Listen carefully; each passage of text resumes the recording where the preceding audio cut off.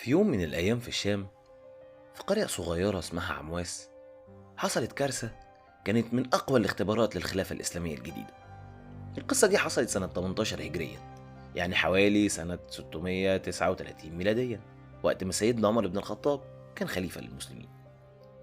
الطاعون ده كان بداية لمحنة كبيرة ضربت قلب الدولة الإسلامية في وقت حساس جدا، بعد ما الفتوحات الإسلامية كانت شغالة على قدم وساق.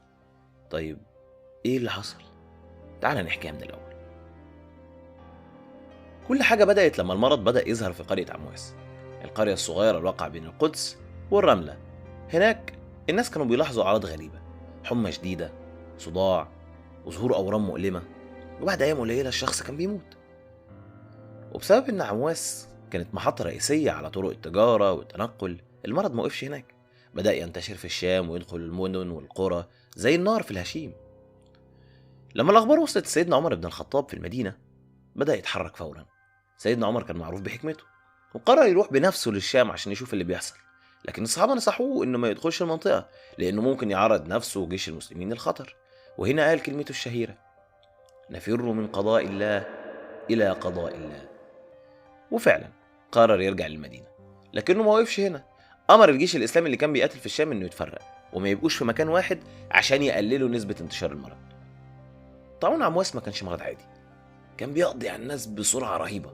ومن أكتر الحاجات اللي وجعت قلوب المسلمين وقتها إن كبار الصحابة وقادة المسلمين كانوا من ضمن ضحاياه.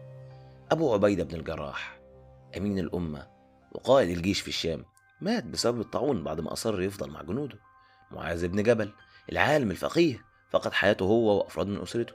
يزيد بن أبي سفيان، أحد قادة الفتح الإسلامي للشام، كان برضه من ضمن الشهداء. الطاعون حصد أرواح أكتر من 25 ألف شخص في الشام، وكان من أصعب المحن اللي عدت على المسلمين. رغم الخسائر الكبيرة، كان في دروس عظيمة تعلمها المسلمين من المحنة دي. سيدنا عمر كان حريص على إن الناس تتعلم إزاي تتعامل مع الأمراض.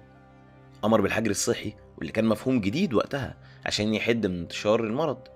المسلمين كانوا بيشوفوا إن الموت بسبب الطاعون شهادة، وده خفف عنهم كتير من الألم والخوف.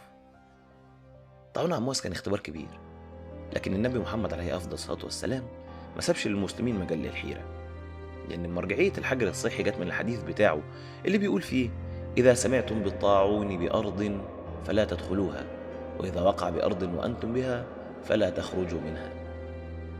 امتثال المؤمنين وقتها لتعليم النبي كانت طوق النجاة اللي خرجهم من الأزمة وساعدهم على القضاء على الوباء. كان معكم أدهم أمين، ودي حدوتة قبل النوم. تصبحوا على خير.